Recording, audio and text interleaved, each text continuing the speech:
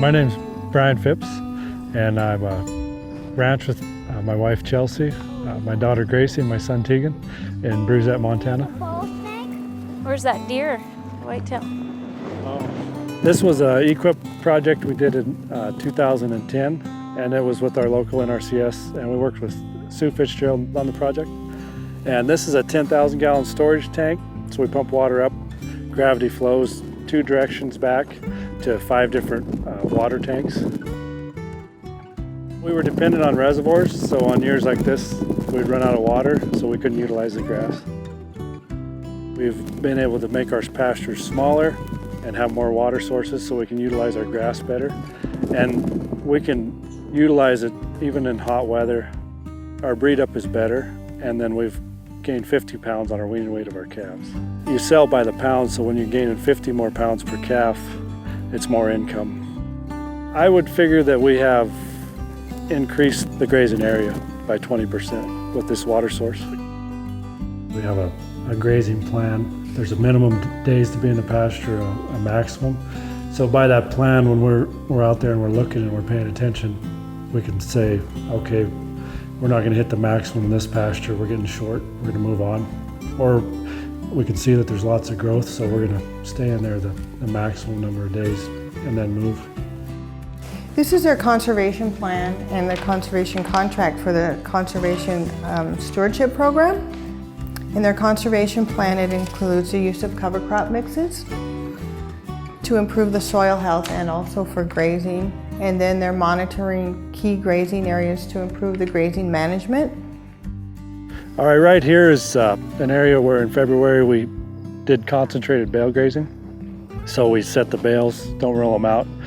So we put out enough feed for 4 days and the cows concentrate, and they spread the residue of the hay out and the manure. And so as what we're looking at here now is a sharp contrast. Where we bale graze, we have cool ground temperature, green grass, and then on the edge we have warmer ground, shorter forage, and a lot less production. The top part of the plant has more protein, and when you move more often, your cows eat the tops of all of the plants as opposed to just eating the whole of some of the plants. So with this new grazing system where they move more often, their cows are getting the tops of the plants and they're on a more level nutritional plane. We don't have time to go to all the trainings and learn all these things, and so she does that for us. She goes to all the trainings and she reads the research, and she's just a vital team member to have for our operation. Something's been working on it. So what we're looking at here is, this used to be a reservoir. This whole thing would be covered underwater. It was approximately 300 acres when it was full.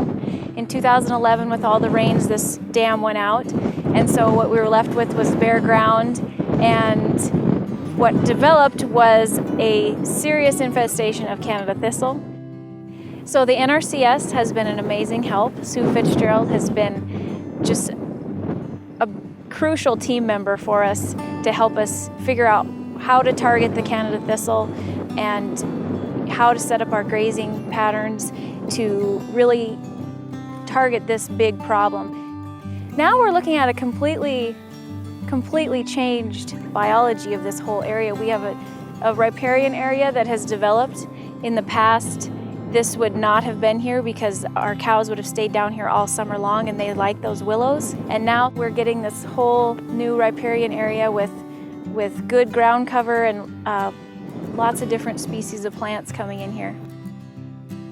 Sue has she's just been in our corner and really been a great support to help get this done and change this landscape. Yeah, so you can see that stem has been mined out. They're doing their job. There's still some here. The cows are doing their job too. Yeah, they are. Bare ground is ranchers' #1 enemy. And so what we're trying to do with the bale grazing, the intense grazing, and all of these different practices is to grow more grass. It was NRCS that pointed us in the right direction. We were just kind of stuck, and then working with Sue, she pointed us in the right directions, and we're really excited about the future.